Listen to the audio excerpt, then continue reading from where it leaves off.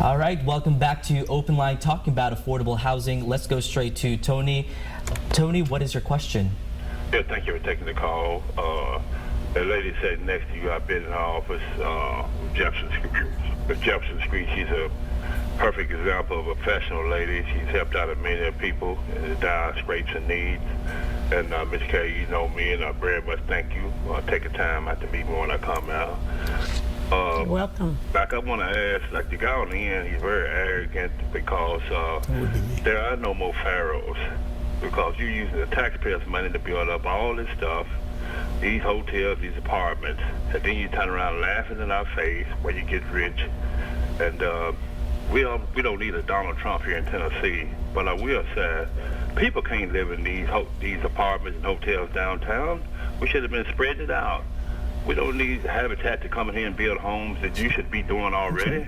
It's homes on the market that I've been looking for the last couple of years, in the 1920s on up to the 80s, and something happened after that. No homes have been built in Nashville, Tennessee up to date. Since then, I've been on the market and I've been looking, so I know. And I can't understand why the Secretary of Housing is buying all these homes, if it's federal or state, then turning it over to these foreign people that's coming in here and laughing in our face also. So I need that explained. Why are they on the market competing me for the same house I'm looking for? All right, Tony, thank you. I didn't understand the question. Kay, did you understand the question? Well, part of the question was around HUD homes, what people refer to as HUD homes. And there are some myths around that.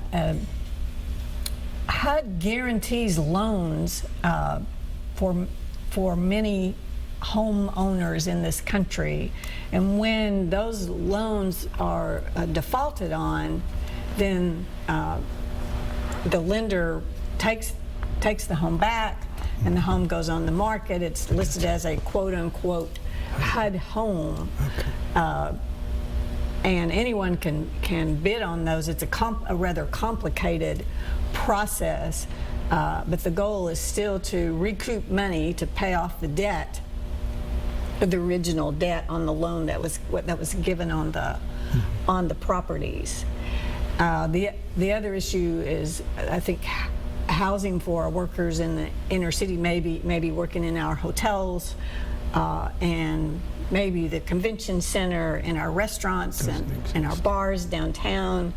Affordability for them is it's a critical issue, and it's very, very different than affordability for someone that may be working in the tech sector or at the higher levels of management in healthcare. We need those workers, and we're building hotel rooms at an alarming rate. My question is, and I'm sure somebody has thought this, on the developer side or the owner side of the hotels, is where will those workers live? And that's a question that we keep asking. Where will they be able to live on the salaries the wages that they will earn per hour? This gentleman's call meets compatibly with our vision.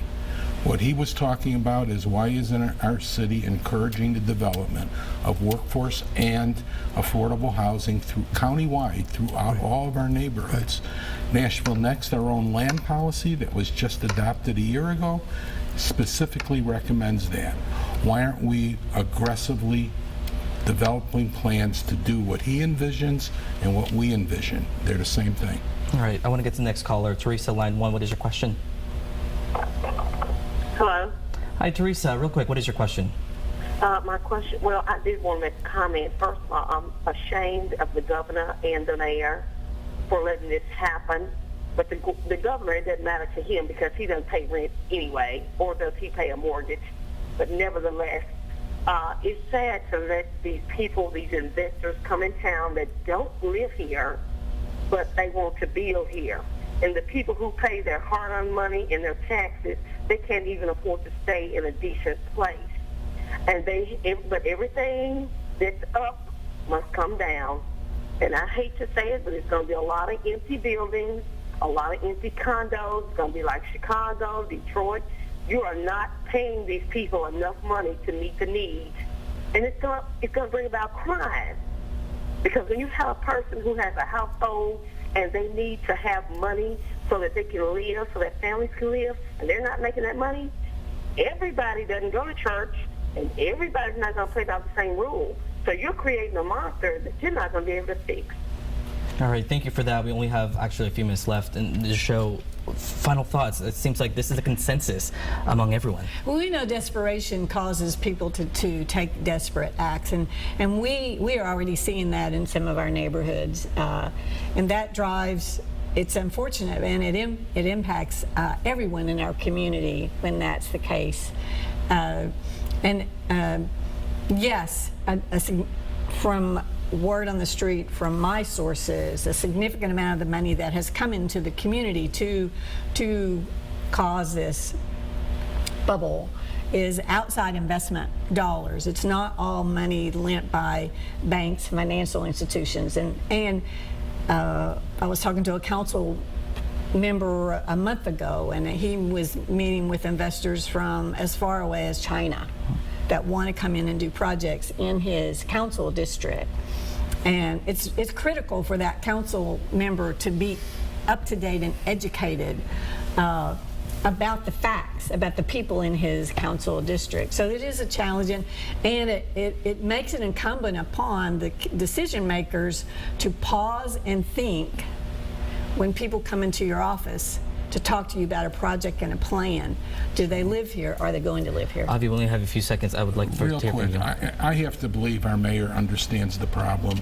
I believe she has a heart that resonates, that these people resonate with. The issue, it's easy to identify a problem. Solving it is much harder. Grateful to the commitment she made to our Barnes Trust Fund.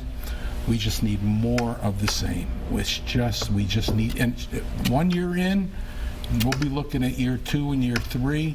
1 year in, took some steps. Year 2, we need to take a lot more steps. All right. Well, thanks you guys so much for talking about affordable housing, something that I think will always be a hot conversation. We'll go to break.